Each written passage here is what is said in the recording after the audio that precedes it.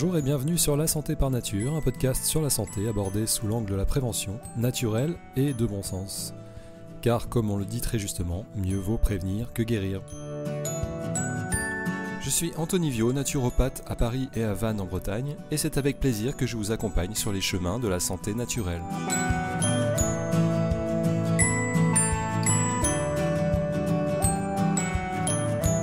Dans ce deuxième épisode, je vais vous parler de la manière dont j'aime partager ce que je considère être les fondamentaux de la santé durable, et je vous donnerai quelques idées à garder en tête pour s'entretenir au quotidien. Comme je vous le disais dans le premier épisode, la naturopathie que je pratique est selon moi l'approche parfaite pour faire de la prévention, car elle aide à rendre le plus possible son mode de vie bénéfique pour sa santé. C'est l'art de prendre soin de sa santé en devenant plus résistant, donc mieux adaptable au monde qui nous entoure, non pas en se soignant avec des plantes une fois que le dérèglement de la santé s'est installé, c'est l'image que l'on a habituellement de la naturopathie, mais au contraire en se renforçant au maximum en amont grâce à des moyens simples et naturels, afin de tenter d'éviter le plus longtemps possible de tomber malade.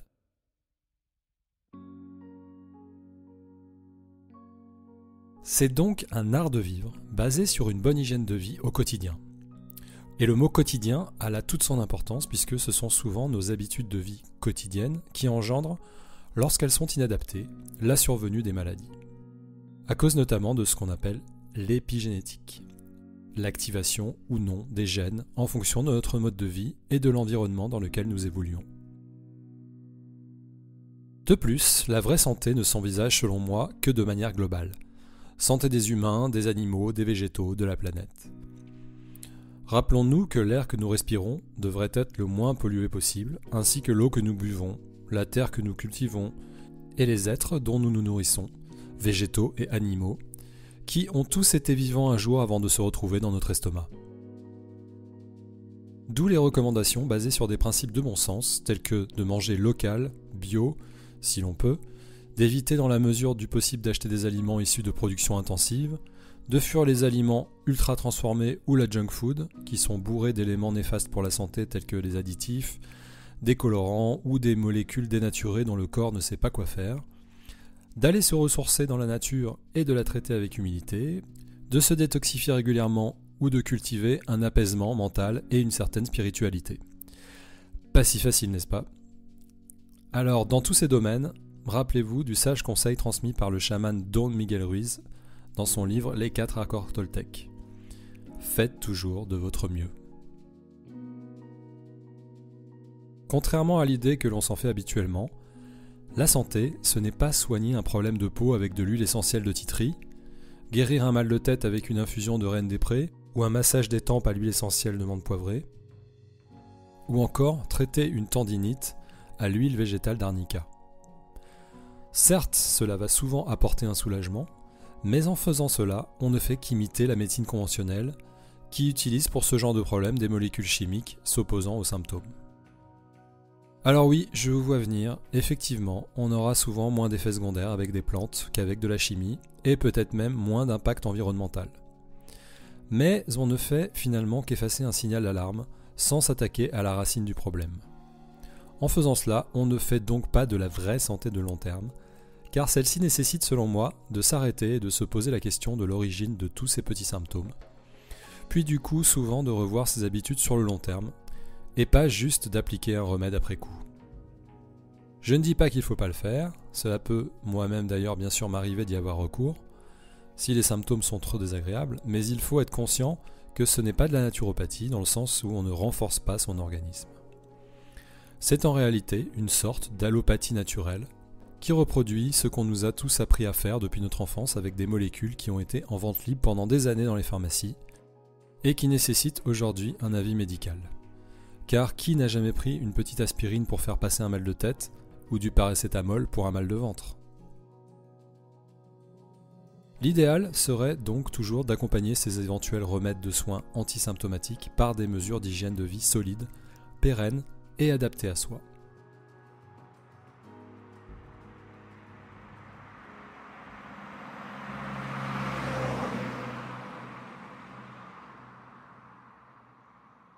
Imaginez que vous êtes au volant d'une voiture sur l'autoroute.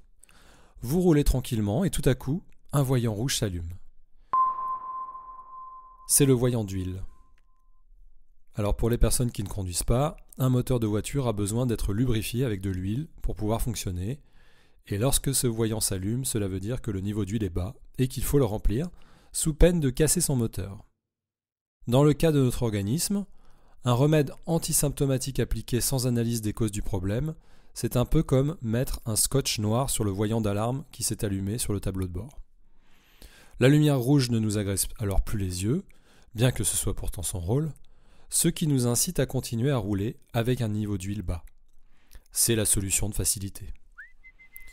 On poursuit donc notre route avec un fond de culpabilité en se disant « Oh, ça va aller, je verrai ça plus tard ».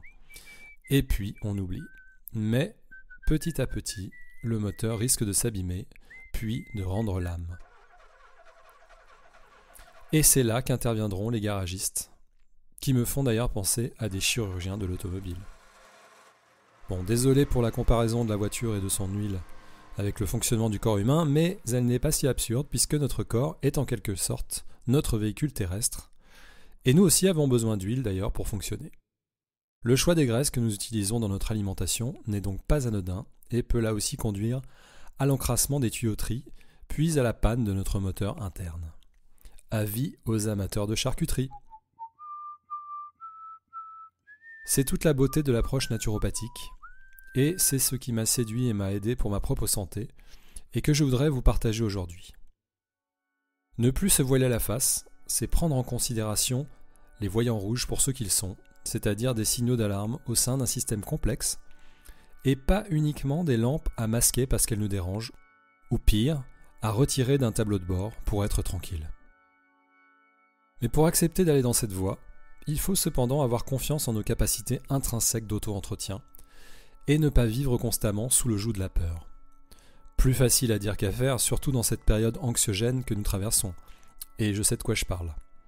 J'enregistrerai d'ailleurs prochainement un épisode sur le sujet. Donc vu sous cet angle, un eczéma n'est pas qu'un problème de peau à faire partir au plus vite parce que c'est moche et que ça gratte. C'est un voyant rouge qui s'allume à la surface de notre peau et qui devrait nous interroger sur la cause du problème. Est-ce un encrassement du moteur, c'est-à-dire une alimentation trop riche, trop sucrée, trop transformée ? Est-ce le pot d'échappement qui est bouché, c'est-à-dire un manque d'exercice physique ou d'élimination des toxines par nos organes émonctoires tels que le foie ou les reins ? La médecine conventionnelle déploiera toute sa puissance pour nous sauver la vie le jour venu, mais en attendant, notre job d'humain est, je crois, de mettre notre organisme dans les bonnes conditions pour y laisser s'exprimer l'incroyable programme de santé et d'auto-entretien contenu dans notre ADN. C'est ce logiciel de vie qui est à l'œuvre lorsqu'on se casse une jambe par exemple. Si les capacités du corps le permettent et que l'on ne s'est pas trop amoché, on nous mettra simplement un plâtre et nos os se ressouderont sans que nous n'ayons rien à faire. Faites-vous une petite coupure sur la peau et la plaie se refermera toute seule en quelques jours. Les cellules qui composent notre intestin se renouvellent tous les 3 à 4 jours afin que celui-ci fonctionne au mieux. Et ce ne sont là que quelques exemples de ce qui se passe en nous 24 heures sur 24. Notre corps s'auto-entretient jour et nuit, comme si nous avions en nous des équipes de mécaniciens qui s'affairaient en permanence pour que la Formule 1 que nous sommes roule le mieux possible. Alors je précise que malgré les apparences, je n'ai pas de passion particulière pour les voitures, mais je trouve juste que cela permet de bien se représenter les choses.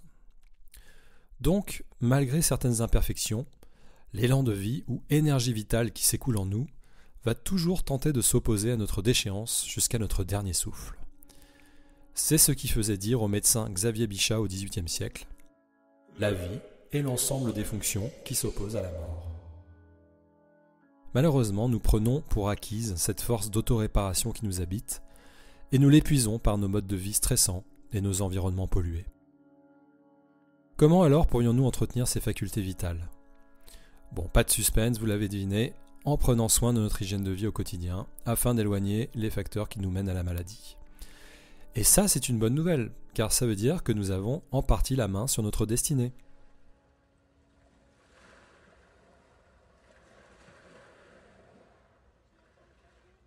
Je vous propose donc de retenir 4 grands axes pour renforcer votre terrain, conserver une bonne vitalité et prévenir les dysfonctionnements de votre organisme. Premièrement, déjà, évitez le plus possible de s'encrasser. De nombreuses pathologies ne sont en fait que des maladies d'encrassement. Donc, avant de prendre des substances pour remédier à des dérèglements de la santé, commençons par arrêter de nous intoxiquer de manière chronique. Ça, pour continuer sur la métaphore de l'entretien de sa voiture, ça veut dire en premier lieu ne pas mettre du diesel dans le réservoir si l'on doit normalement y mettre de l'essence sans plomb, et faire en sorte d'avoir un moteur bien réglé. Traduisez, réduire les aliments ultra transformés ou arroser de produits phytosanitaires, modérer ses apports en protéines animales car nous en mangeons en général trop, diminuer le sucre, augmenter la part de crudité si on les digère bien, utiliser une cuisson la plus douce possible comme la cuisson à la vapeur, et éviter les sodas, l'alcool et le tabac. Cela veut dire également manger moins en quantité, car de nos jours, nous ne nous rendons même plus compte que nous avalons souvent trop de calories par rapport à ce dont nous avons réellement besoin. Notamment car nous grignotons en permanence. Et quand je dis nous, je ne me mets hélas pas en dehors de ce constat, car cela peut m'arriver moi aussi. Mais comme nous ne vivons pas en vase clos, éviter de s'encrasser veut aussi dire tenter de se préserver des pollutions diverses venant de l'extérieur. Par exemple, en filtrant l'eau du robinet, car c'est là que l'on retrouve le plus de microplastiques ainsi que d'autres polluants, ou en évitant de manger des gros poissons tels que le thon ou l'espadon, qui sont des concentrés de métaux lourds et de plastique. Évidemment, l'idéal serait bien sûr que les États prennent des mesures drastiques pour réduire la production de plastique ou d'autres polluants, mais je ne vous apprends rien en vous disant que ça n'est pas vraiment la tendance du moment à l'échelle mondiale, même si les chercheurs alertent de plus en plus sur les dangerosités pour la santé. Saviez-vous que selon une étude de l'université de Newcastle en Australie de 2019, nous ingérons sans le savoir jusqu'à 5 grammes de plastique par semaine, soit l'équivalent d'une carte de crédit ? Je vous mets dans les notes un lien vers un rapport du WWF sur le sujet. Deuxièmement, se détoxifier régulièrement. Là, je ne vous parle pas seulement des détox printanières à base de sève de bouleau par exemple, mais également d'essayer de transpirer régulièrement pour évacuer les toxines qui s'accumulent en nous, ou même de jeûner périodiquement ou de pratiquer le jeûne intermittent. La fameuse vidange périodique de nos voitures à essence. Bien sûr, vous pouvez vous faire accompagner par un ou une naturopathe qui vous conseillera sur les manières les plus adaptées pour vous de vous détoxifier. Troisièmement, prendre garde à ne pas dilapider l'énergie vitale dont notre corps a besoin pour que cet auto-entretien ait lieu correctement. Alors comment fait-on ça ? Eh bien, en évitant de trop stresser notamment. Au volant, ça serait l'éco-conduite par exemple, et une attitude zen. Et quatrièmement, remplir quotidiennement nos réservoirs d'énergie, c'est-à-dire recharger nos batteries. Qu'est-ce qui permet de se ressourcer ? Deux excellentes manières selon moi sont de bien dormir bien sûr, mais aussi d'aller un maximum dans la nature.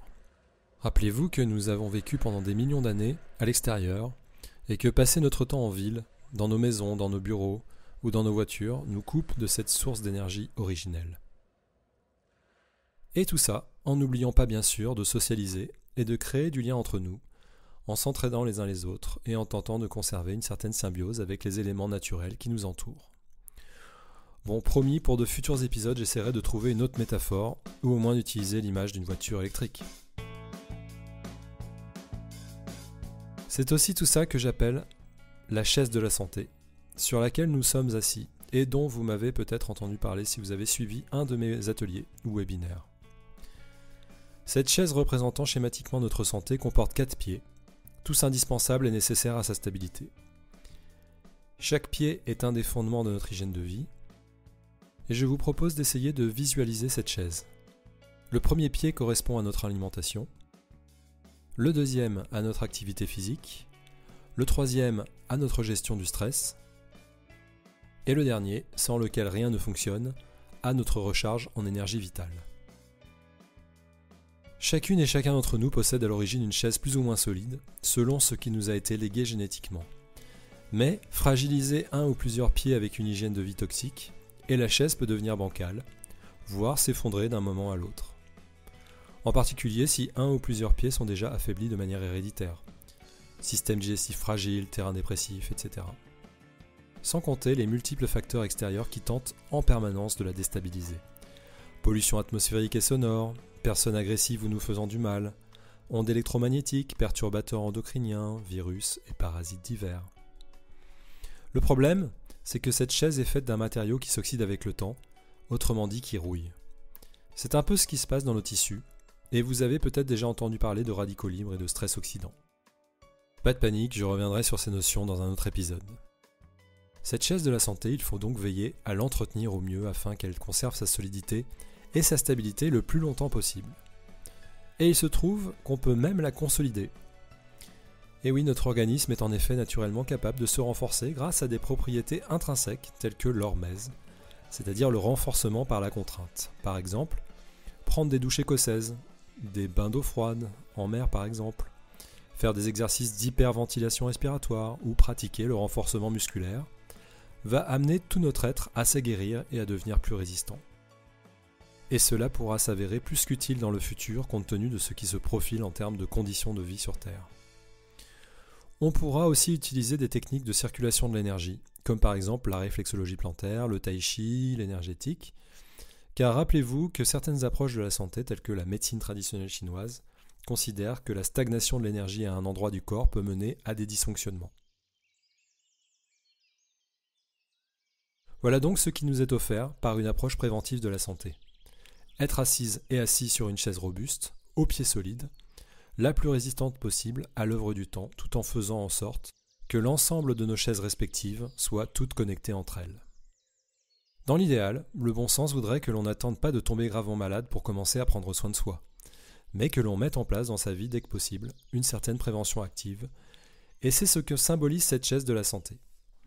Vous pouvez donc garder en tête que les 4 pieds de votre chaise sont à entretenir au quotidien pour faire de la santé préventive. Alimentation, activité physique, gestion du stress et recharge en énergie vitale. Et c'est l'objet de mon activité de naturopathe, et c'est notamment ce qui me motive pour créer mes conférences, ateliers en entreprise, webinaires et maintenant ce podcast. Vous partagez ma compréhension de tout cela, ainsi que des outils pratiques pour vous aider à avoir autant que faire se peut la main sur votre santé, afin de repousser le plus possible le moment où d'autres auront à s'en occuper pour vous. Voilà, c'est tout pour aujourd'hui.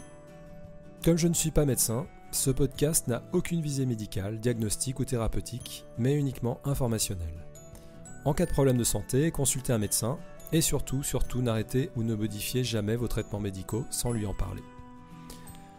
La santé par nature est un podcast que je réalise moi-même et vous pouvez m'aider à le faire connaître en le partageant sur vos réseaux ou en parlant autour de vous.